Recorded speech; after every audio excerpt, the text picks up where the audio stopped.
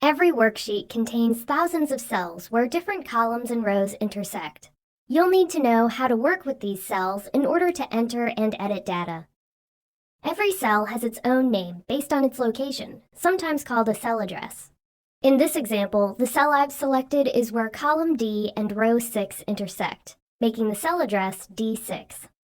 The address also appears in the name box above the worksheet. To select a cell, just click it. You can even use the arrow keys on your keyboard to navigate between cells instead of clicking with your mouse.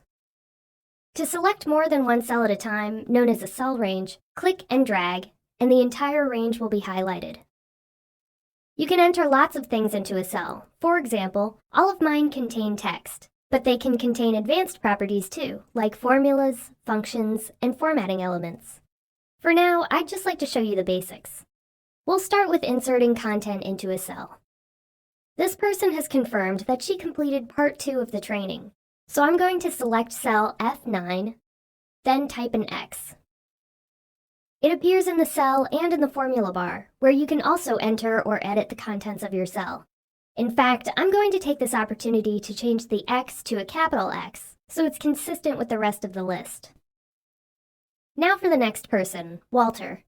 Although it looks like I've made a mistake, he's on the list twice, both here and here.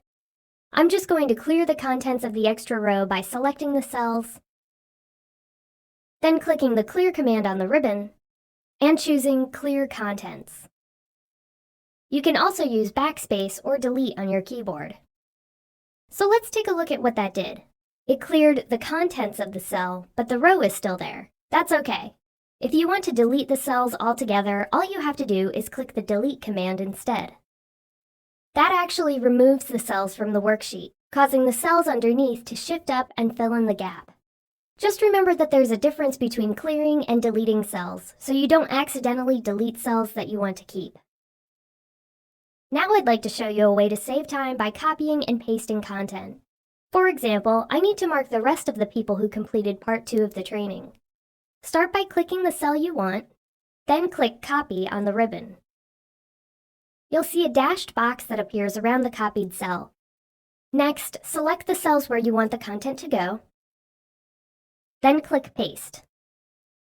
To access more paste options, open the drop-down menu here.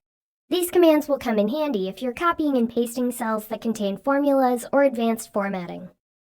You can also get to these commands by right-clicking in the worksheet. For example, to cut and paste, select your cells, then right-click, and choose Cut. The original content will disappear as soon as you paste it in a new location. There's also a drag and drop technique for moving cells from one place to another. To drag and drop, start by selecting your cells, then place your cursor on an outside edge. As you can see, it turns into a symbol with 4 arrows and a pointer.